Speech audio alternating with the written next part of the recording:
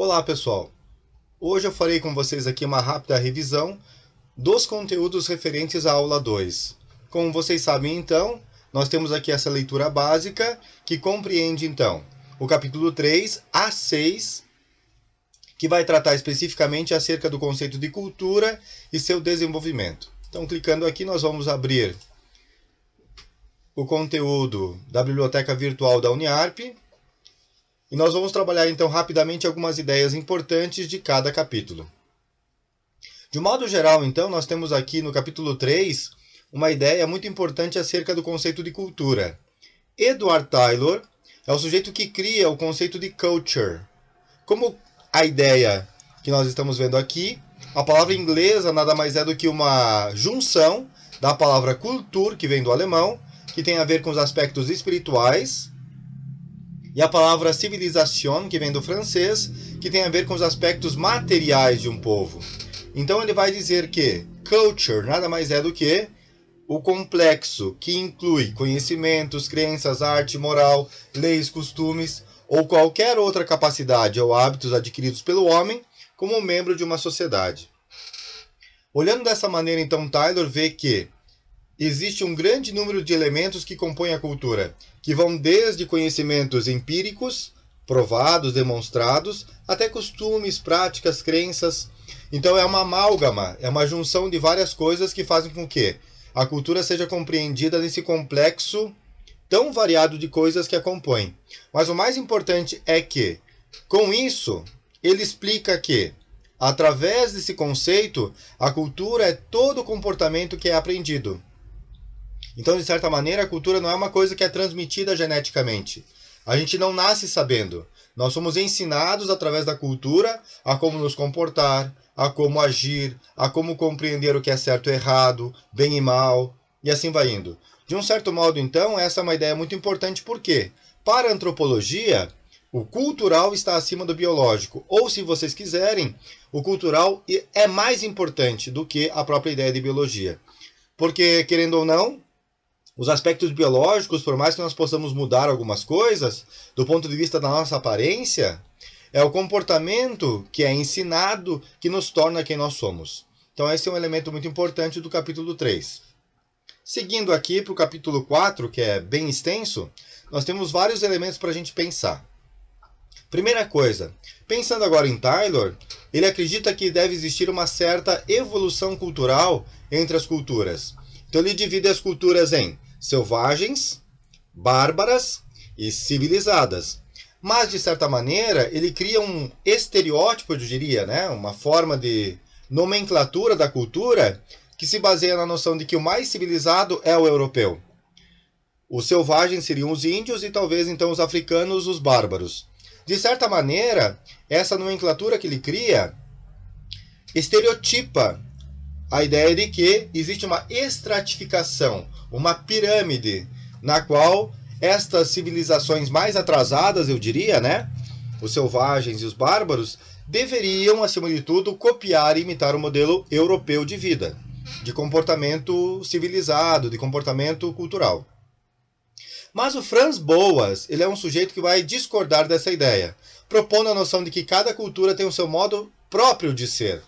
Então, de certa maneira, é bem importante a gente perceber que Franz Boas, como pesquisador da antropologia, propõe duas ideias importantes. Primeiro, reconstruir a história dos povos e regiões particulares, ou regiões particulares, e comparar a vida social de diferentes povos que seguem as mesmas leis.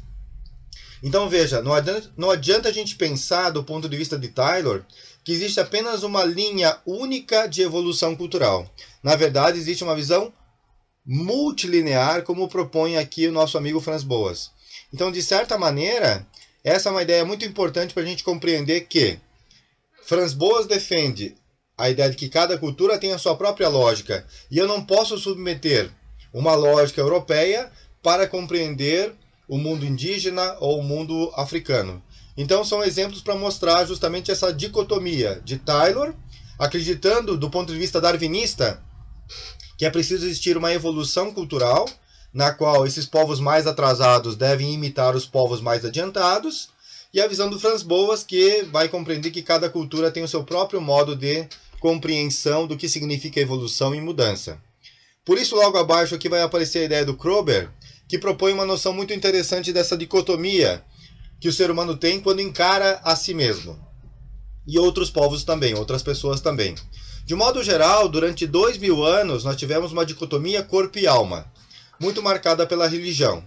Corpo é uma coisa, alma é outra. A divisão também entre físico e mental, mas de um certo modo, ele propõe também uma última discriminação ou diferença, que é a diferença entre o vital e o social, ou orgânico e cultural. Significa dizer o seguinte: nós olhamos o nosso próprio corpo, a nossa própria vida, com base nos ensinamentos culturais, ou parâmetros ou paradigmas culturais. Um exemplo: do ponto de vista estético, nós temos um padrão de beleza. Então hoje nós podemos modificar o nosso corpo graças a cirurgias plásticas, modificadoras, estéticas, para se adequar a um certo padrão que é imposto pela cultura ocidental, que diz que o mais belo deve ser assim ou assado. Então, de um certo modo, hoje a indústria dos cosméticos, a indústria da cirurgia plástica, passa por esse entendimento de que sim, existe uma imposição cultural de um padrão de beleza que deve ser seguido. E as pessoas então modificam os seus corpos em virtude desta ideia, deste paradigma, deste parâmetro de beleza. Então esse é um problema muito sério, de tal maneira que existe uma força muito grande de imposição cultural que diz que o belo é assim e não pode ser de outro jeito. O belo no Ocidente tem que ser daquele modo, daquele jeito, né? E não de outro, tá? Então essa é uma ideia muito importante para pensar essas questões.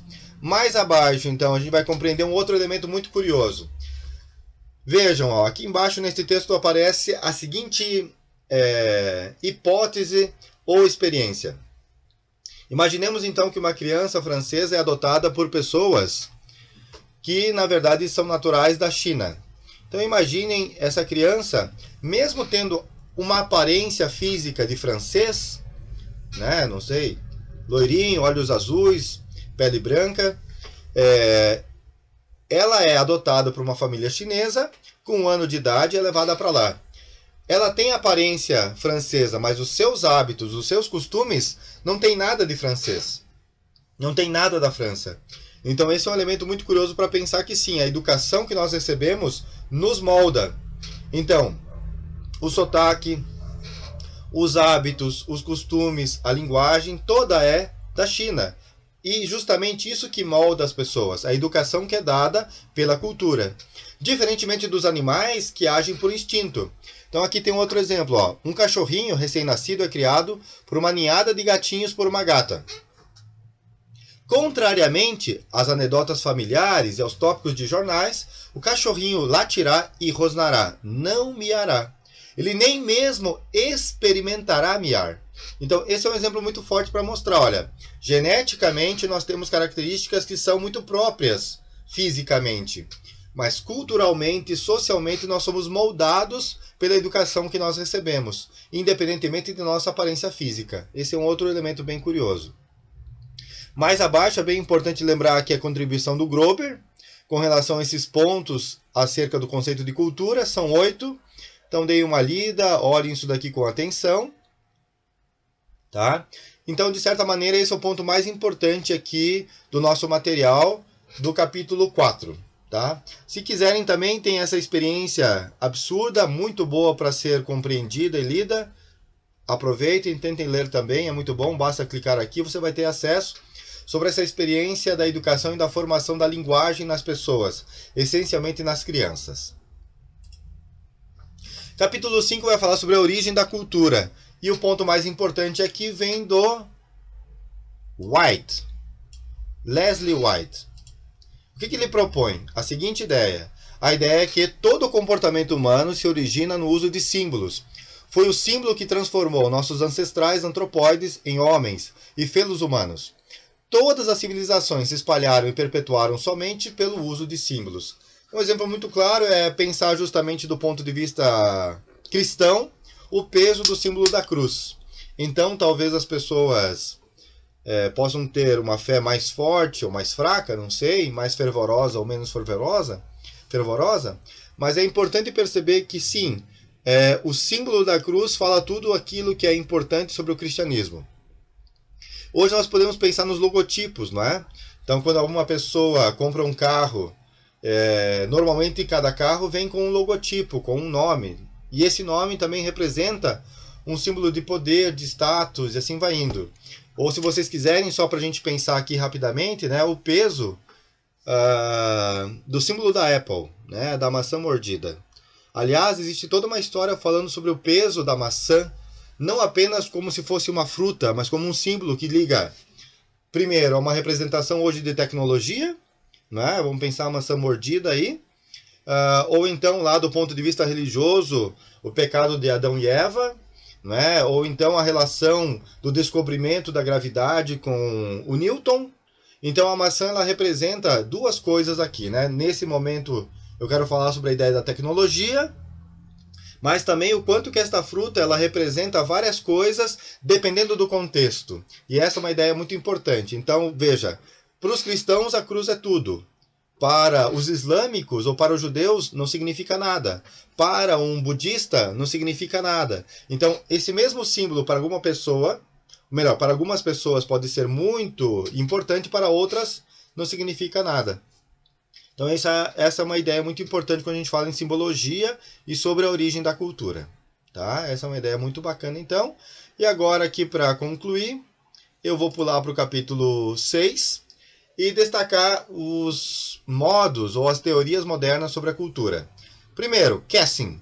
Cultura é um sistema adaptativo que passa por uma ideia de cognitividade ou cognição, ou conhecimento, para ser mais fácil então. Nesse caso, então, todos nós podemos nos adaptar às culturas de acordo com o processo que nós passamos pelo conhecimento, pela adaptação desse conhecimento, né?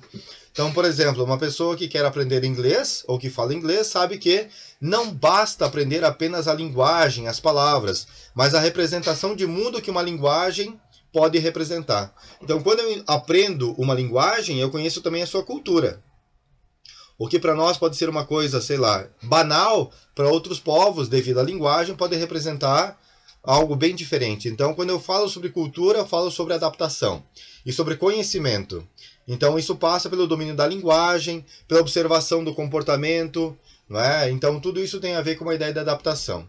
Depois, o Levi-Strauss aqui vai falar sobre a importância da cultura como sistema estrutural, né? Bem importante essa ideia também, que em todas as culturas existe uma estrutura que deve ser compreendida, que deve ser aprendida, né? Nesse caso, como se fosse realmente uma ideia de estrutura, uma base estrutural, para ser bem rápido aqui nessa análise. E para terminar, a ideia que a gente falou ali no final, a cultura é algo simbólico, um sistema simbólico. Isso vem principalmente do Goethe e do Schneider, que são autores que são naturais dos Estados Unidos.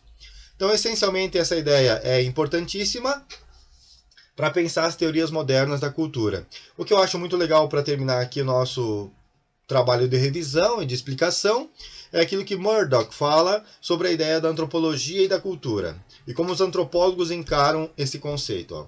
Os antropólogos sabem de fato o que é cultura, mas divergem na maneira de exteriorizar este conhecimento.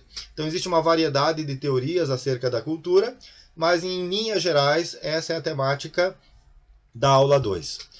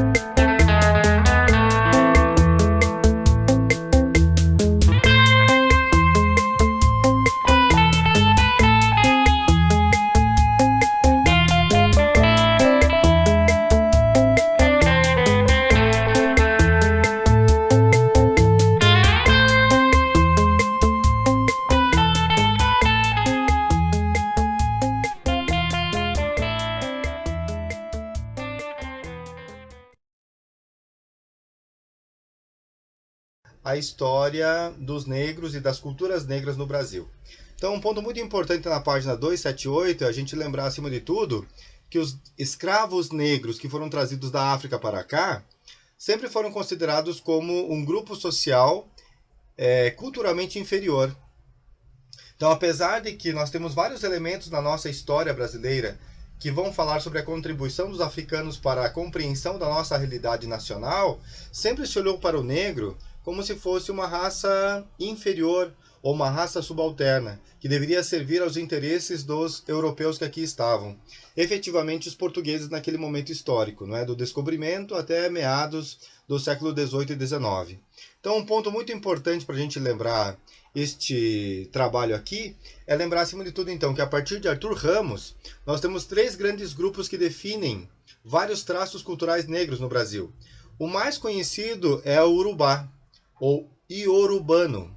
Os sudaneses, depois vem os malês, né, aqueles de origem islâmica, e depois os angolanos e conguês, os bantus, né? Então, de modo geral, quando a gente pensa sobre a importância da nossa cultura brasileira e a influência dos negros, é importante destacar, acima de tudo, então, como eu disse agora, 2 coisas fundamentais. Todo o texto aqui da segunda parte do capítulo vai falar sobre a questão do sincretismo cultural no Brasil. Então sempre houve uma grande mistura, apesar de sempre predominar essa visão europeia e portuguesa, mas sempre vai haver, acima de tudo, uma amálgama, eu diria, né? Um sincretismo da cultura portuguesa, europeia, da cultura indígena e da cultura negra. Então o que é muito importante que nós tenhamos aqui como um ponto fundamental para entender esse capítulo, ou essa segunda parte? É, acima de tudo, que os mais desenvolvidos culturalmente eram os iorubás. Tá? Então eram considerados de cultura mais adiantada, senhores da agricultura na época, já na África, da criação de gado, eram mais avançados que os outros, pois em seu país de origem possuíam cidades, conheciam a metalurgia, a fundição de vários metais e realizavam trabalhos artísticos de bronze, ferro e cerâmica. Então eles eram os mais desenvolvidos dos 3 grupos. Né? Então vamos pulando aqui para outro pedaço, para outra parte. Então é importante que nós tenhamos aqui como clareza, então, na nossa cabeça, no nosso entendimento, que primeiro, volto aqui um pouquinho só para entender, ó, existe toda uma cultura material que é herdada dos africanos. Então, de um modo geral, aqui no capítulo 14, né, olhando especificamente sobre a página 278, a gente vai encontrar várias contribuições, vários elementos importantes que vão definir as contribuições do povo africano naquilo que se refere à matéria, às coisas concretas, visíveis. Né? Então é muito importante, ó, a indumentária dos iorubás era marcada por panos vistosos de algodão, saias rodadas, chales da costa, ornavam-se com colares, braceletes, brincos de argolões. Né? Dos ussás, cuja cultura se mesclou à maometana. Né? Podemos chamar aqui outros elementos, como o traje da baiana, o turbante, né? Saias redondas, chinelinho, miçangas, balangandãs, né? Então tipos de colares. Aqui também instrumentos de percussão, muito conhecidos aí, né? Acho que grande maioria, se vocês derem uma olhada com mais atenção, vocês vão ver que tem vários elementos aí na nossa cultura que são herdadas dos africanos. Outro elemento importante é a cultura imaterial, né? Então aqui é muito interessante perceber várias práticas religiosas, ritualísticas, né?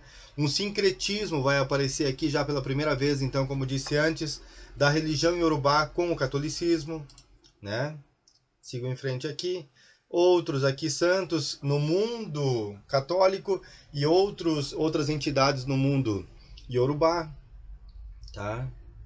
O que é muito interessante a gente lembrar, então, de modo geral, no carnaval da região de Pernambuco é muito forte o maracatu, que é uma herança africana também. Né?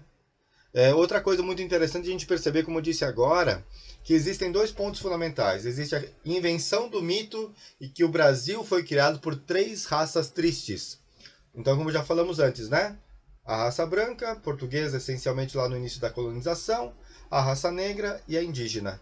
Então, de um modo geral, essas 3 culturas ficaram intrincadas, plasmadas, amalgamadas, a gente poderia dizer, né?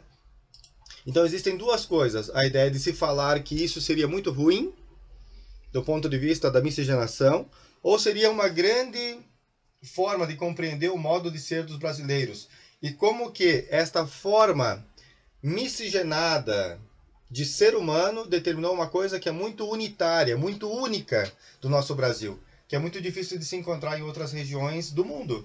A capacidade de mesclar estas raças numa grande raça única, eu diria, né? Só que o grande problema é que, de fato, apesar disso, o preconceito não desapareceu.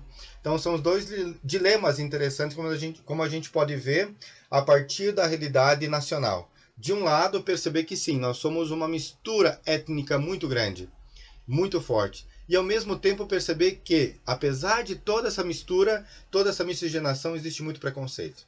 Né? Então, essa é uma ideia também bem interessante, apontada aqui por Darcy Ribeiro. Né, racialmente heterogênea e em pleno processo de fusão, mas culturalmente coesa pela unidade do idioma, dos modos de ação sobre a natureza, das formas de organização social, das crenças e da visão de mundo. Né?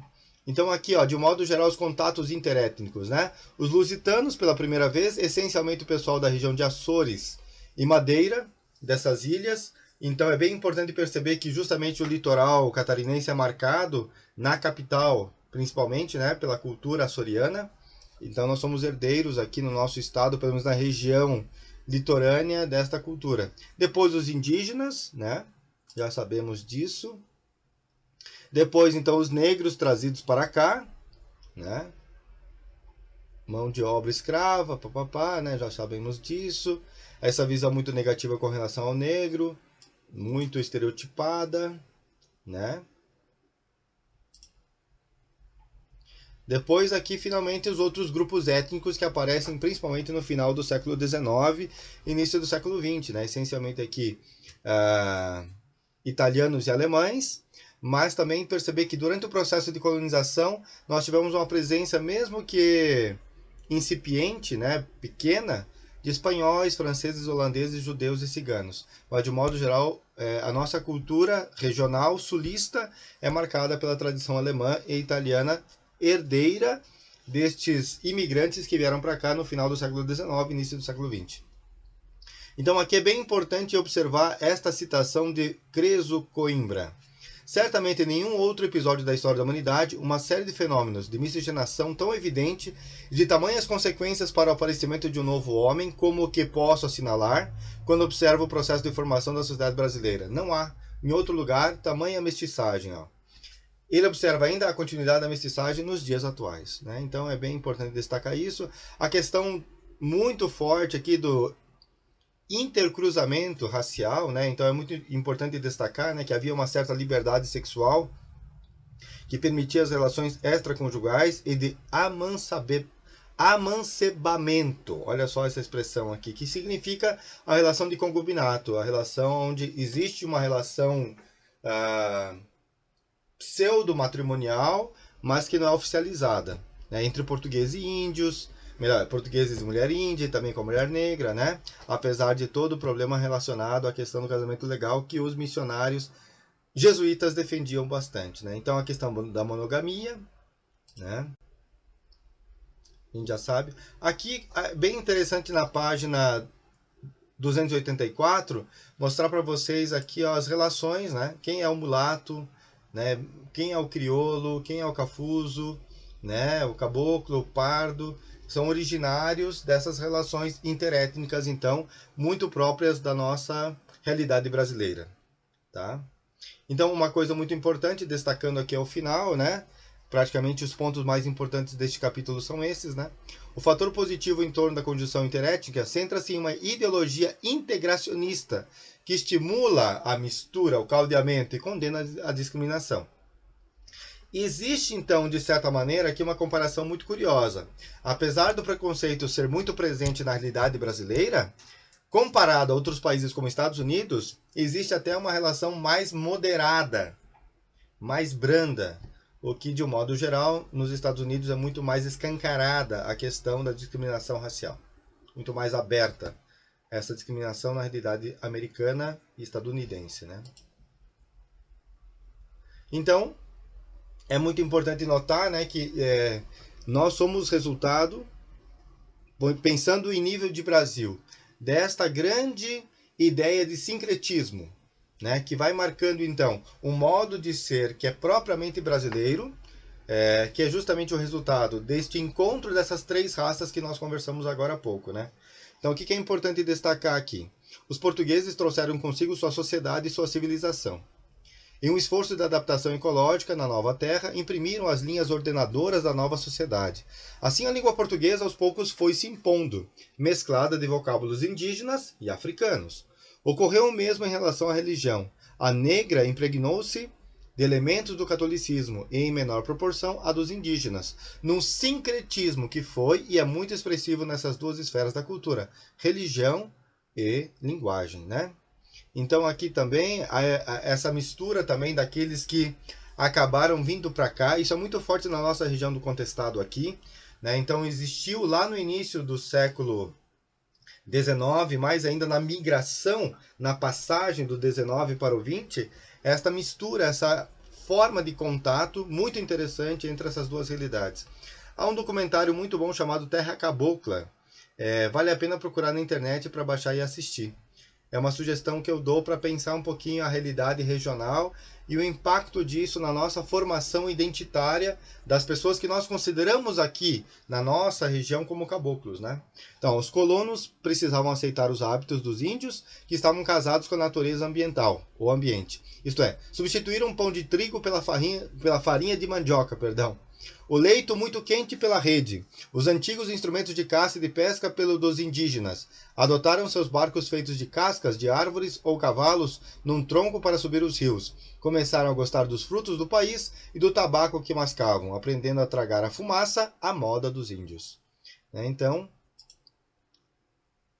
finalizando aqui nossa conversa, é importante então deixar bem claro, né, que não significa dizer que o preconceito desapareceu. Significa apenas dizer que é difícil as pessoas compreenderem que nós somos uma raça misturada no Brasil. Não há uma ideia essencial de brasileiro. Acima de tudo, existe uma ideia contingente, porque nós somos marcados por tantas e tantas formas de encontros raciais, de encontros culturais, de encontros sociais. Então esse eu acho que é um ponto muito importante para a gente pensar um pouco aquilo que nós compreendemos por Brasil, certo? Então essencialmente essa é a ideia mais importante que eu queria destacar, e vou tentar deixar para vocês aí, dentro do possível, a possibilidade de vocês terem acesso ao link do documentário Terra Cabocla. Demora tem em torno de 1h30, mas é um documentário muito bom para pensar a nossa região. Um forte abraço a todos e bons estudos!